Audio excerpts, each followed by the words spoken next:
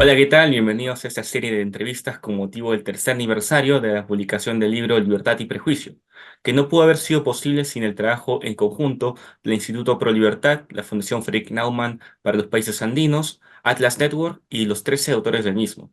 Aperturando nuestra primera entrevista nos acompaña José Venegas, abogado máster en Economía y Ciencias Políticas, expositor, ensayista y periodista. Fue asesor de procesos de privatización de empresas estatales. Colabora con distintos medios televisivos, radiales y escritos, comentando acontecimientos de la actualidad. También ha sido conductor de ciclos televisivos y radiales en Argentina. Autor de Milei, todas las respuestas a las preguntas que suscita, su última publicación, Un mundo contaminado, las ideas tóxicas de izquierdas y derechas que acosan a las sociedades abiertas y amenazan nuestras democracias, Lo impensable, el curioso caso de liberales mutando al fascismo, entre otros títulos que no nos va a dar tiempo a mencionar. José, muchas gracias de estar aquí y coméntanos cómo estás. Un placer, Guido. Muy bien. Muchas gracias por la invitación. Bueno, gracias José por estar acá y bueno, empezamos con las preguntas como tal, ¿no? Mm. Bueno, en el libro Libertad y Prejuicio, en mencionas tienes una visión muy particular, no solo de la homofobia, sino de esta aversión hacia la comunidad LGBTIQ+ en nuestros tiempos. ¿Esta visión guarda alguna relación con el canibalismo simbólico de Thomas Szasz? Absolutamente. Esto es un mecanismo que señala Thomas Szasz, que ha sido utilizado en la humanidad desde siempre, ¿no? Es el mismo del Yom Kippur, del chivo expiatorio, alguien, un grupo, una persona, dentro de los grupos o los países o los movimientos políticos, que es colocado en el lugar del problema, al que se le asignan los problemas para espiarlos a través de esto. Este es el mecanismo que es recurrente y que la civilización de nuestros últimos siglos de alguna manera ha minimizado a través de la idea de la igualdad ante la ley los avances en el pensamiento respecto de en qué consiste la justicia, ¿no? Que también consiste en un procedimiento, ¿no? Eh, la justicia, según esta idea del canibalismo simbólico, consiste en un ritual, en un sentimiento y en un ritual, y eso es sumamente peligroso. Entonces, eh, las minorías en general, las minorías sexuales, el tema del sexo está tan traumatizado por la educación, sobre todo por la educación religiosa, que requiere esta cuestión de la pureza. Entonces, gente que no tiene, nadie tiene una vida pura según la religión, hay gente que se fanatiza con la religión y entonces busca pecadores, porque como no la puede cumplir, tiene que buscar pecadores para sacrificar. Entonces es un poco este el mecanismo. Y ha sido histórico. Y como están pasando dos cosas que son muy importantes y a su vez para estos sectores que viven por la religión y que establecen las jerarquías sociales a través de la religión, son muy traumáticas. Una es la generación Z, la llamada generación Z, que es muy abierta a todos los temas a los que estos sectores y este pensamiento ha sido muy cerrado. Al ser tan abierta, se encuentran con que sus jerarquías no valen. Alguien que ha conseguido escalar en las jerarquías morales establecidas por la religión, y que eso es una cuestión que va más allá de la religión, porque la idea del patriarcado es más importante y más grande que todavía que la religión, diría que el patriarcado es lo que influye en la religión, eh, se ven de repente con que no son tan importantes. Y esto se ve muy claro cuando se discute, por ejemplo, el matrimonio homosexual y mucha gente dice, pero que no se llame matrimonio. Desde el punto de vista jurídico es un error, porque si quiero repetir una institución, utilizo el nombre que tiene para no generar confusiones. Pero acá se está tratando de mantener una jerarquía al decir esto. Y ahí se demuestra el problema que significa la igualdad, más que la igualdad ante la ley, ya es la igualdad en términos de justicia, ¿no? En términos de lo que es justo, de lo que no corresponde que alguien sea puesto en una casta inferior por esto. Y la otra cosa que está pasando es la revolución tecnológica y el feminismo, ¿no? El feminismo frente al cual se reacciona muy violentamente, llamándolo radical y estableciendo también algún feminismo que hay que descartar. Aceptamos el de primera ola, pero no el de la tercera. Este tipo de discurso que es bien falso, porque lo de la primera ola tampoco del pensamiento liberal se la apoyó. Hay una resignación respecto al feminismo de la primera ola. No es que, sí nos encanta. Y así es como ocurre. Entonces, en esa resignación que también la podemos encontrar en cuanto a los derechos civiles en Estados Unidos, lo que pasó en la década del 70, también fueron tildados de izquierdistas y digamos, de una conspiración para destruir a Occidente.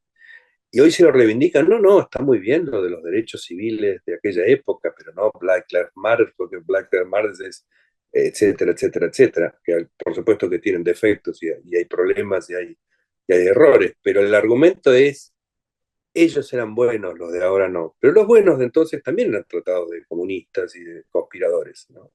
Entonces, en cada avance existe esta reacción. En este momento es muy violenta, es tan violenta que hay un movimiento político enorme, que es la de esta derecha alternativa, que tiene una retórica falsa liberal, ¿no? De tanto que esconde su naturaleza. Y cuando vemos que quieren ejercer ese canibalismo simbólico con las minorías, conocemos la naturaleza de esa verdadera ideología, ¿no? Porque ideología quiere decir no pensamiento, sino que ideología quiere decir que sobre las palabras y la retórica que uso debajo hay otro propósito, hay otra cosa que me mueve. Y eso es precisamente lo que se está formando en este momento.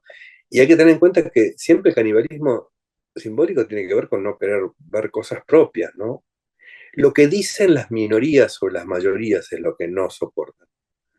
Porque las minorías libres dicen, hablan de la falta de libertad de las mayorías que cumplen el rol, digamos. Y esto es una herida muy grande. Y hay que pensarlo, me parece a mí, desde el punto de vista de la justicia, de la libertad y mantenerse en ese rumbo, ¿no? Sí, muchas gracias, José. La verdad es que, bueno, es cierto, vemos cómo frente a estos nuevos avances existe esta contracorriente, podría decir, alt-right, que se hacen llamar no liberales cuando en verdad son en su raíz conservadores, ¿no? Pero bueno, Ujú. así, siguiendo esta línea, me gustaría, mencionas, ¿no? Cuando haces referencia cuando haces la diferencia, disculpa, entre la formalidad de la igualdad ante la ley y la realidad social, las costumbres, ¿cómo o qué hacemos para cambiar esa realidad, ¿no? Que está tan enquistada en las sociedades, por ejemplo, en Latinoamérica. Bueno, no todo tiene una solución jurídica, eso lo sabemos porque conocemos cuál es el límite de la ley, cuál es el límite de la ley penal, cuál es el límite en general del Estado, qué es lo que puede y lo que no puede hacer y qué es lo que puede o no puede solucionar. Pero nosotros tenemos que combatir ideas más allá de lo jurídico, quiere decir, yo tengo que combatir, si yo tengo un pensamiento liberal individualista, tengo que discutir al marxismo antes de que llegue al gobierno. No importa que yo no tome medidas jurídicas contra el marxismo, yo lo tengo que responder, porque si eso avanza y llega convertirse en un proyecto de poder, mis libertades corren peligro. Ya en el momento en que se piensa que existe una lucha de clases, que existe este conflicto, y que hay un robo en los salarios, una vez que se piensa eso, a lo único que puede llevar es a un conflicto donde haya violaciones de derechos. Entonces, lo mismo pasa con el racismo, la homofobia, la xenofobia.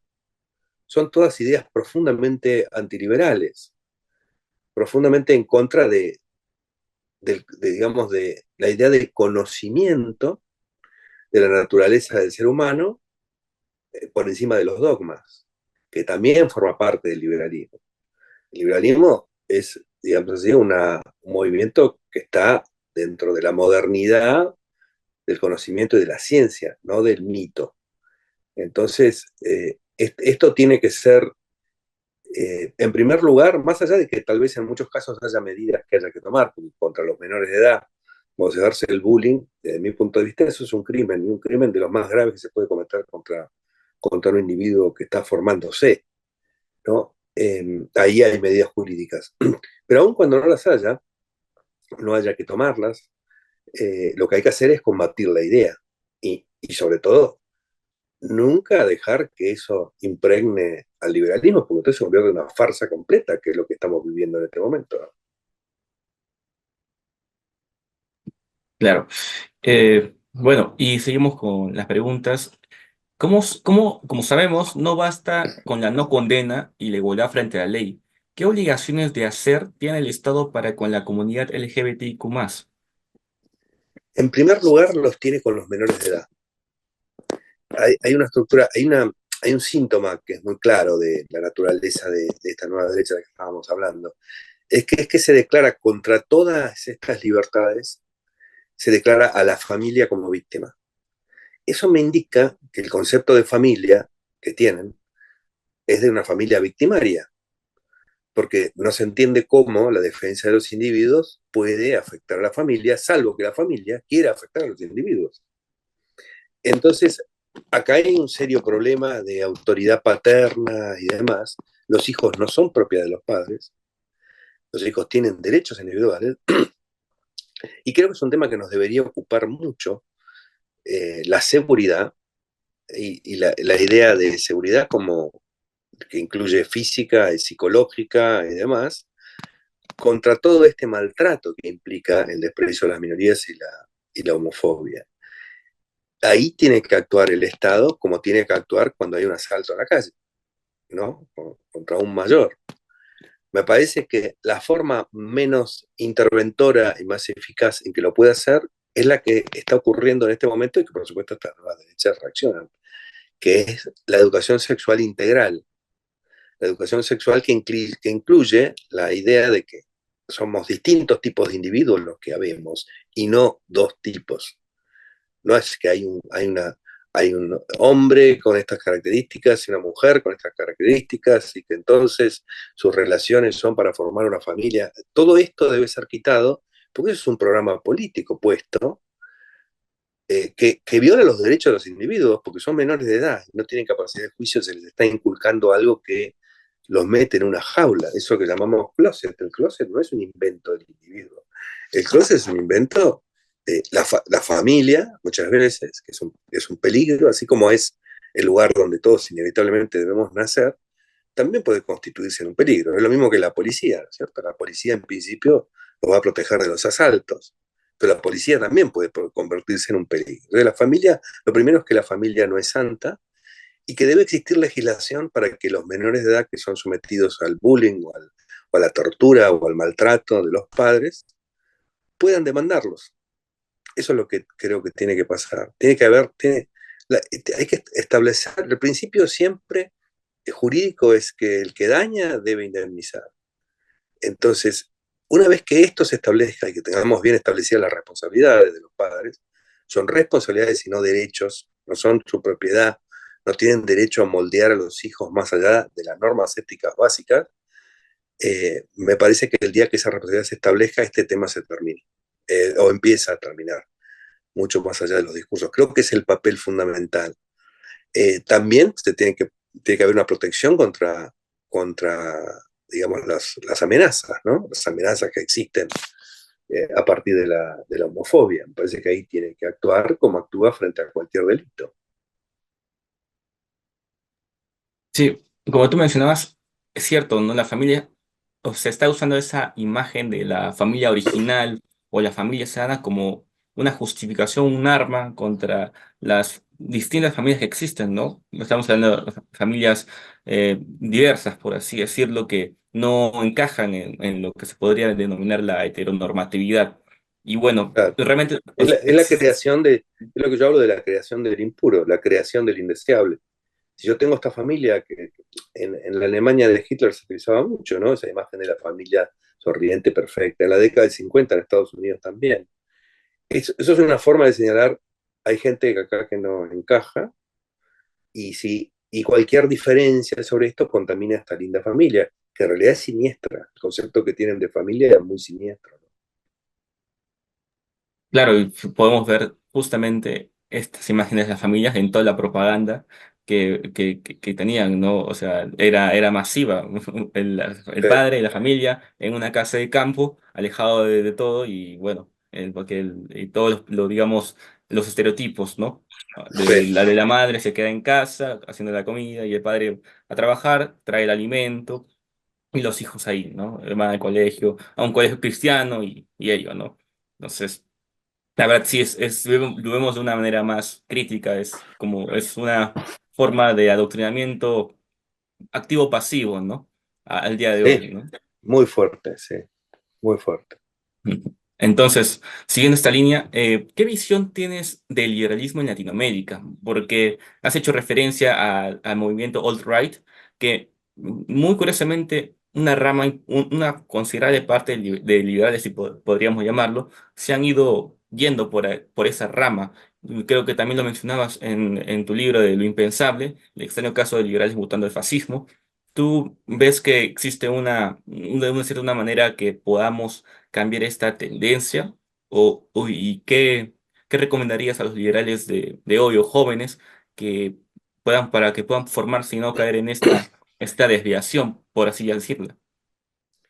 Bueno, yo creo que mi libro ahora debería, si sacar una nueva edición, debería llamarse Lo Indudable, ¿no? Porque esto ha ocurrido, digamos. El liberalismo se ha transformado, pero estoy hablando de la enorme mayoría. Resistir a esto es convertirse en una minoría. Gente que es liberal, como se era liberal antes, sin tener amigos fascistas, son directamente de las organizaciones liberales que hay, son silenciados o echados. Esto es lo que está ocurriendo. Entonces, es algo gravísimo. Desde el punto de vista moral me resulta incalificable las cosas de las que he sido testigo en los últimos años.